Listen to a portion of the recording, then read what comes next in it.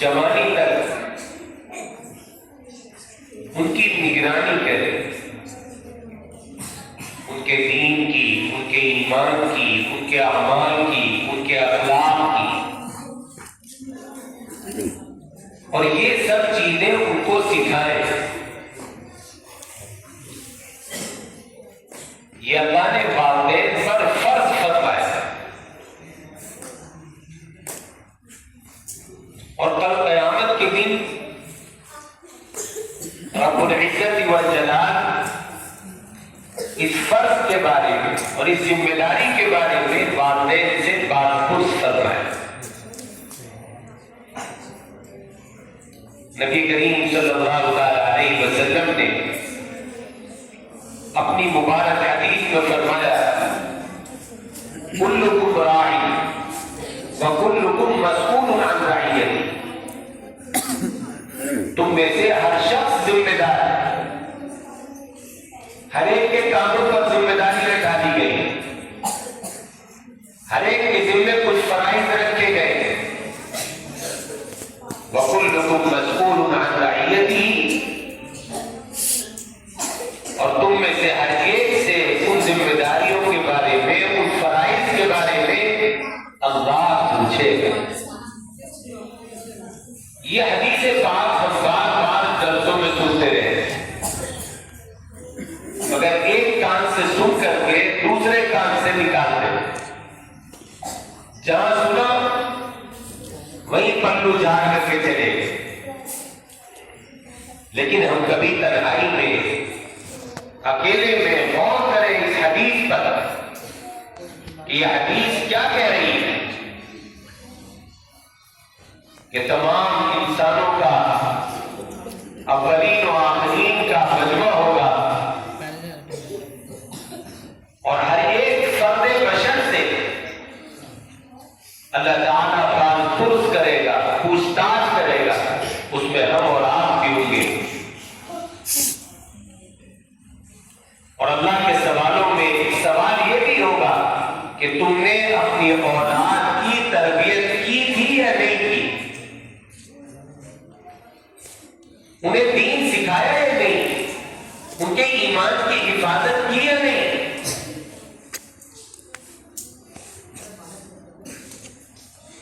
پرانا زمانہ بڑے خیر کا زمانہ تھا،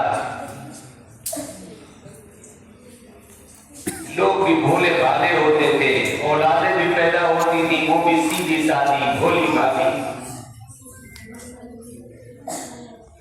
فتنے بھی زیادہ نہیں تھے، فرقے بھی زیادہ نہیں تھے، معافیت پرستی بھی نہیں تھی۔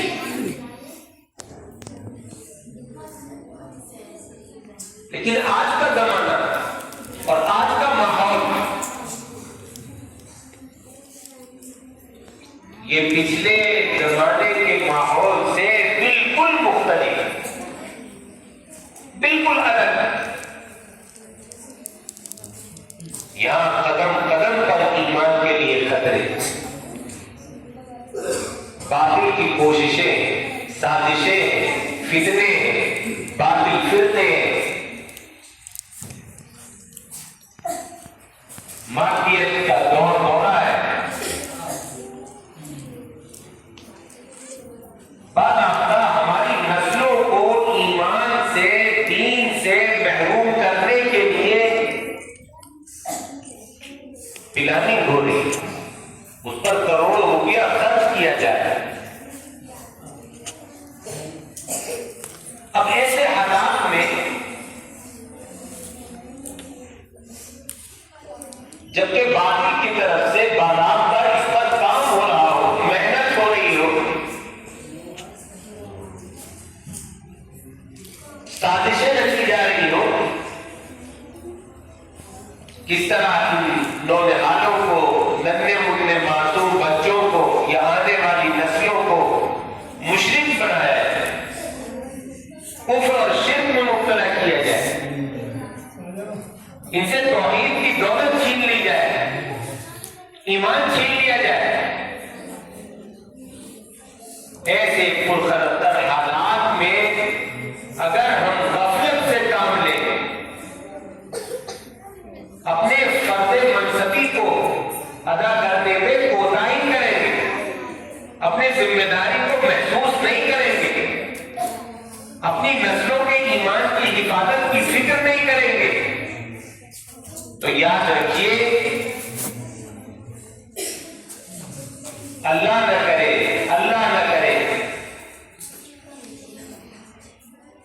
کہیں وہ دن ہمیں دیکھنا نہ پڑ جائے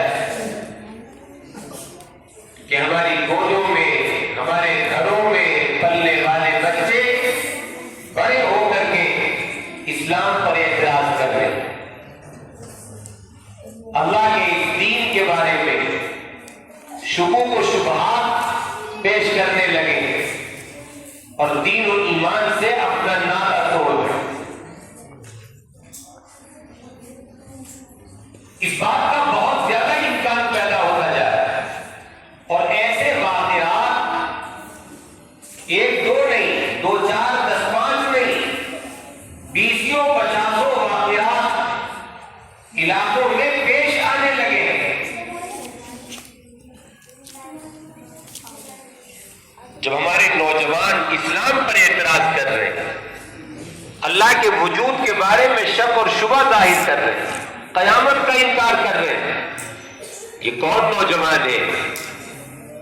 یہ ہمارے گھروں کے نوجوان ہیں جو ہمارے گھر کے اندر پلے بڑے، ہماری گودوں میں کھیلے، مگر چونکہ ہم نے ان کے دین کی، ان کے ایمان کی حفاظت کی فکر نہیں کی، بچپن میں جو تعلیم انہیں دینی چاہیے تھی،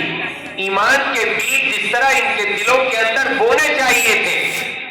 اور اسلامی عقیدے کو جس طرح ان کے دلوں میں جمع دینا چاہیے تھا، راسخ کر دینا چاہیے تھا، وہ کام ہم نے نہیں کی۔ ہم تو بس پیدا کر کے آزاد ہو گئے، سوچ لیا کہ اب بچہ کھا پی کر کے بڑھتا چلے، خود بڑھ جائے گا، جوان ہو جائے گا،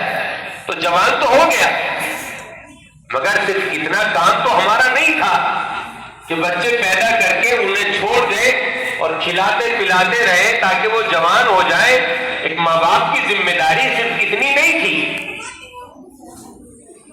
رزق دینا، بچوں کی پرورش کرنا، پالنا، یہ تو رب العالمین کا کام ہے۔ اس بچے کو تو بڑا ہونا ہی تھا، جوان ہونا ہی تھا۔ درندوں کے، چرندوں کے، پرندوں کے بچے بھی بڑے ہوتے ہیں، جن کے ماں باپ انتقال کر جاتے ہیں وہ بچے بھی جوان ہوتے ہیں، ان کی شادیاں بھی ہوتی ہیں۔ اصل ذمہ داری آپ کی یہ تھی کہ آپ انہیں انسان بنانے کی فکر کرتے، مومن اور مسلمان بنانے کی فکر کرتے، آپ ان کی آخرت کی فکر کرتے، لیکن ہم نے ان کے دین کی، ایمان کی، آخرت کی فکر نہیں کی، یا تو بالکل کوئی فکر ہی نہیں کی۔ اپنے روزگار میں، کاروبار میں، کھیتی باڑی میں، معاش میں منہمک رہے، مشغول رہے، انہیں وقت ہی نہیں دیا۔ اور اگر ہم نے فکر کی تو بس اتنی فکر کہ کسی اچھے اسکول میں اسے پڑھا دیں اور ڈاکٹر اور انجینئر بنا کر کے اس کی دنیا سنوار دیں۔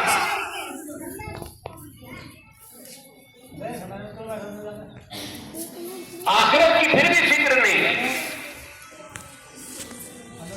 آپ خود دیکھیں سوسائٹی پر، سماج پر، معاشرے پر نگاہ ڈال کر کے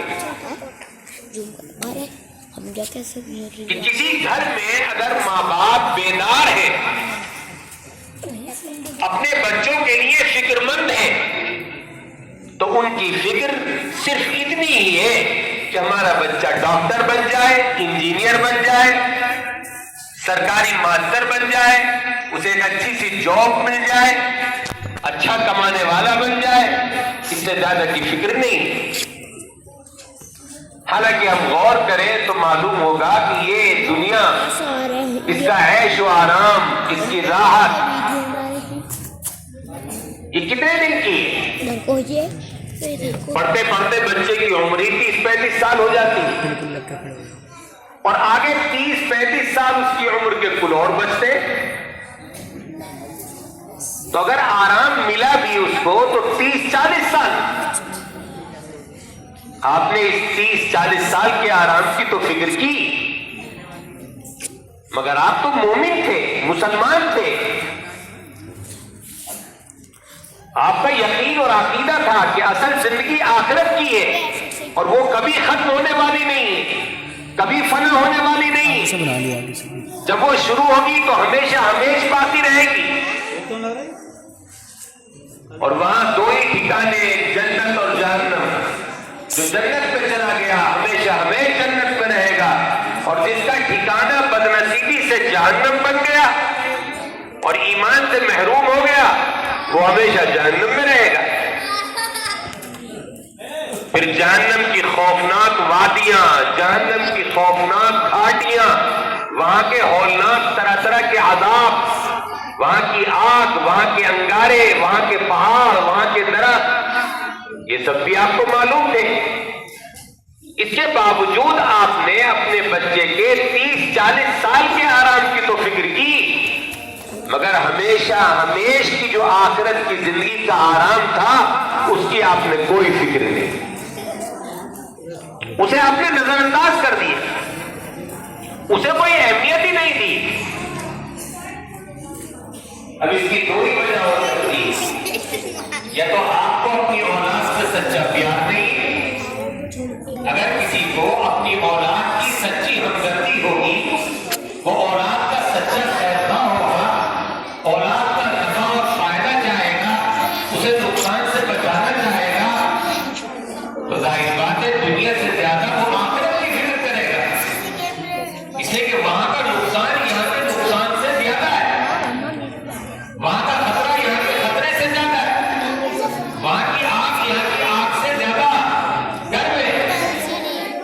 یا تو اس لیے آپ نے ایسا کیا کہ آپ کی کو اپنی اولاد کی سچی خیرخواہی، آپ سچے ہمدرد نہیں تھے، یا پھر آپ کو قیامت کے اوپر یقین نہیں۔ اگر قیامت کا سچا یقین کسی کو ہو تو خود بھی ڈرے گا اور اپنی اولاد کو بھی ڈرائے گا، خود بھی بچے گا اور اپنی اولاد کی بھی فکر کرے گا۔ تو میرے بھائی اور دوستوں، یہ دونوں ہی چیزیں خطرناک، ماں باپ اولاد کے ساتھ خیرخواہی نہ کرے یہ بھی غلط ہے، اور عقیدہ آخرت کمزور ہو یہ اور خطرناک ہے، اس سے تو ایمان ہی باقی نہیں رہتا۔ تو اگر ہمارا یہ عقیدہ ہے، ایمان ہے کہ قیامت ضرور قائم ہوگی اور اس کے بعد جو زندگی شروع ہوگی وہ ہمیشہ ہمیشہ کی زندگی ہوگی، اور جنت اور جہنم برحق ہے، جنت کی نعمتیں بھی برحق، جہنم کا عذاب بھی برحق، تو پھر عقل مندی اور سمجھداری کی بات یہی ہے کہ ہم اپنے بارے میں بھی فکر کریں کہ ہمارا ایمان بھی سلامت رہے اور ہم جنت تک پہنچ جائیں، اور اپنی اولاد، اپنے بچوں اور اپنے آنے والی نسلوں کی بھی ایمان اور دین کی فکر کریں کہ ان کا دین و ایمان بھی باقی رہے، وہ بھی دین و ایمان پر قائم رہے، تاکہ ان کی بھی آخرت سنورے، وہ بھی جنت کے حقدار اور مستحق بنے اور جہنم کے اندر انہیں جھلسنا نہ پڑے، جہنم کے عذاب کے اندر مبتلا نہ۔ اگر خدا نہ خواستہ ہم نے اپنے بچوں کی دین اور ایمان کی فکر نہیں کی اور یہ آگے چل کر کے کفر اور شرک میں مبتلا ہو گئے تو قصوروار کون ہو؟ صرف بچے نہیں، قصوروار تو ماں باپ بھی ہوں گے جنہوں نے بچوں کی فکر نہیں کی۔ کل قیامت کے دن ان ماں باپ کی بھی گردن پکڑی جائے، اللہ ان سے بھی معاوضہ کرے گا، ان کی بھی پکڑ کرے گا۔ اسی لیے نبی کریم علیہ السلام نے بچوں کی تعلیم و تربیت کا بھی حکم سرور ہے، بچوں کو ادب سکھایا جائے، بچوں کو تعلیم دی جائے، بچوں کو عقیدے سکھائے جائے، 7 سال کا بچہ ہو جائے تو عبادت سکھائی جائے، 10 سال کا ہو جائے نماز نہ پڑھے تو اس پر تنبیہ کی جائے۔ نبی کریم علیہ السلام رحمت للعالمین تھے، آج سے زیادہ نرم دل اس کائنات میں کوئی پیدا نہیں ہوا، اتنے نرم ہو، اتنے نرم دل، سراپا رحمت، سختی نہیں۔ حضرت انس جو 10 سال کی عمر میں آپ کی خدمت میں آ گئے تھے، 10 سال انہوں نے آقا کی خدمت کی اور وہ فرماتے کہ آقا کے اخلاق ایسے تھے کہ 10 سال میں نے آقا کی خدمت کی مگر اس دوران آپ نے کبھی مجھے ڈانٹا نہیں، کبھی یہ نہیں کہا کہ یہ کام تو نے کیوں کیا اور یہ کام تو نے کیوں نہیں کیا، کبھی سخت لب و لہجے کے اندر بات نہیں، ایسے آنا اخلاق۔ لیکن جب بچوں کی تربیت کا نمبر آیا تو آپ نے فرمایا اگر آپ کا بچہ 10 سال کا ہو جائے اور نماز نہ پڑھے تو اسے تنبیہ کرو، ہلکی پھلکی اس کی پٹائی کرو۔ جو ذات رحمت للعالمین ہو سب کے لیے، وہ بچوں کو مارنے کی تاکید کر رہے ہیں، مارو انہیں، پیٹو، حالانکہ بہت زیادہ نہیں، ہلکی مار، ہلکی پٹائی، وہ بھی ان کے فائدے کے لیے تاکہ وہ نمازی بن جائے، پکے نمازی۔ اس سے معلوم ہوتا ہے کہ بچوں کی تربیت کتنی ضروری ہے۔ خود حسن اور حسین کی تربیت کر کے دکھائی ہے نبی کریم علیہ السلام۔ صحابہ کے بچوں کو آقا علیہ السلام ٹوکتے تھے، روکتے تھے، سکھاتے تھے۔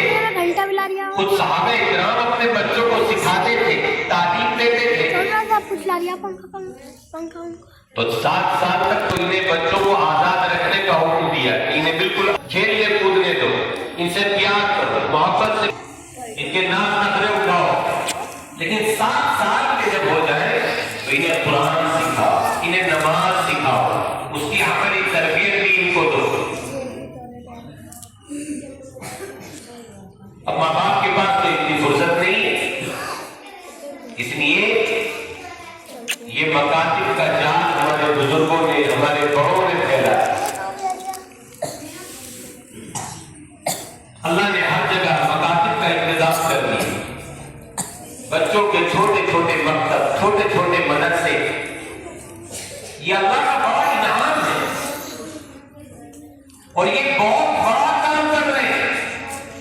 ہم سوچتے ہیں کہ یہ ننھے منھے چھوٹے سے بچے یہاں جمع ہو گئے ہیں اور یہ قاری صاحب بیٹھ کر کے بس پڑھا رہے ہیں، ان کو کیا پڑھا رہے ہیں؟ خالی قرآن سکھا رہے ہیں، موٹی موٹی کچھ باتیں بتا رہے ہیں۔ یہ بڑی بنیادی چیزیں، بڑی قیمتی چیزیں، یہ ابھی بچے ہیں، ان کے دل کی تختی ابھی صاف ہے، شفاف ہے۔ آپ ان کے دل کی تختی پر اس وقت اس عمر میں جو لکھ دیں گے وہ ہمیشہ کے لیے نقش ہو جائے، وہی ہمیشہ کے لیے قابل قبول ہوگا ان کے لیے۔ یہ اسی پر قائم ہوں گے، اسی پر اٹھیں گے، اسی پر آگے چلتے چلیں گے۔ اس لیے اگر آپ نے مکتب میں انہیں بھیج کر کے اس عمر میں انہیں دین سکھا دی، ان کی تربیت کرا دی، تو امید یہ ہے کہ آگے چل کر کے کفر سے، شرک سے، ہر فتنے سے یہ محفوظ ہو جائے۔ باطل کی کوئی بھی تیز و تند آندھی اور طوفان ان پر زد نہیں ڈال سکے، ان پر اپنا اثر نہیں ڈال سکے گی۔ اس کا اندازہ لگائیے کتنا بڑا کام انجام دے رہے ہیں۔ تو ہمیں تو احسان ماننا چاہیے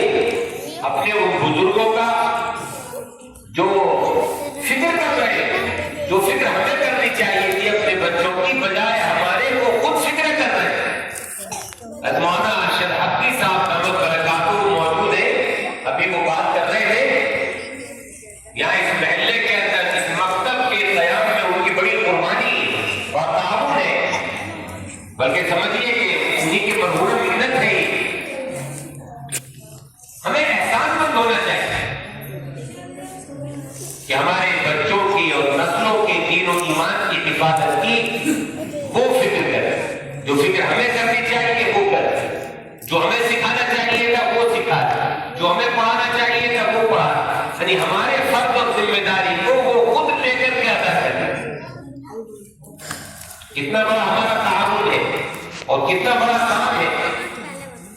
اگر ہمارے بچے پابندی سے اس میں آتے رہے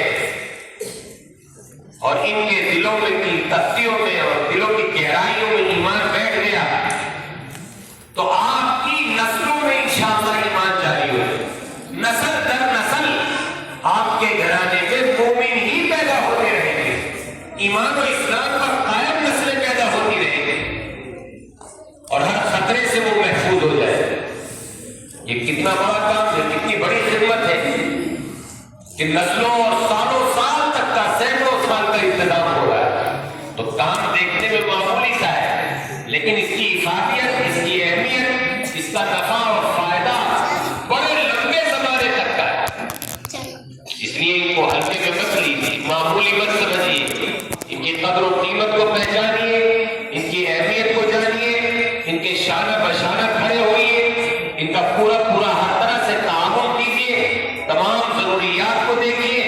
اور اپنے ہی بچے نہیں، محلے کے بھی جتنے بچے ہوں ان پر نظر رکھیے. کون ایسا بچہ ہے جو مکتب کے اندر نہیں جا رہا ہے؟ اگر اس کے ماں باپ فکر مند نہیں ہے تو آپ فکر کر لیں، آپ ان کو توجہ دلا دیں، لیکن ہر بچے کو مکتب کے اندر لانے کی آپ اپنی ذمہ داری سمجھیں. اگر کوئی بچہ اسکول جاتا ہے تو جانے دیں، چاہے وہ انگلش میڈیم میں کیوں نہ جا رہا ہو، لیکن کچھ نہ کچھ وقت اس مکتب کے لیے نکالا. یقین جانیے، میں بھی آپ کو پورے اعتماد کے ساتھ آپ سے کہتا ہوں کہ یہ ایک ہی مکتب آپ کے پورے اس محلے اور پورے اس ایریے کے نسلوں اور بچوں کے دین و ایمان کی حفاظت کا ذریعہ بن جائے گا اگر آپ نے اس کو قائم رکھا اور اس کو مضبوط کریں گے انشاءاللہ. اس پر توجہ انشاءاللہ. اللہ تعالیٰ آپ حضرات کے جذبات کو قبول فرمائیں اور آپ کا اس مکتب کے ساتھ تعلق اللہ تعالیٰ اور زیادہ بڑھا دے، اور ہم سب کو اور ساری امت کو اللہ تعالیٰ اپنی اولادوں، اپنے بچوں اور اپنی آنے والی نسلوں کے سلسلے میں فکر مند بنائے، اور ان کی حفاظت کی، دین و خاص طور سے دین و ایمان کی حفاظت میں اللہ تعالیٰ اسباب مہیا فرما دے. یہ چند موٹی باتیں عرض کرنی تھی. اللہ تعالیٰ ہم سب کو عمل کی توفیق دے. وآخر دعوانا الحمدللہ رب العالمین.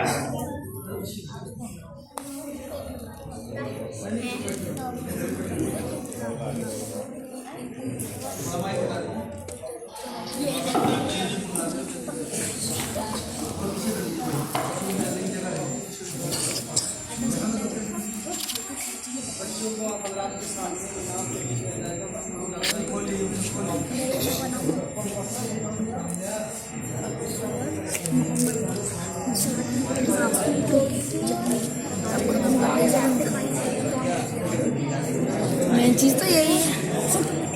کھڑا رہنے دے.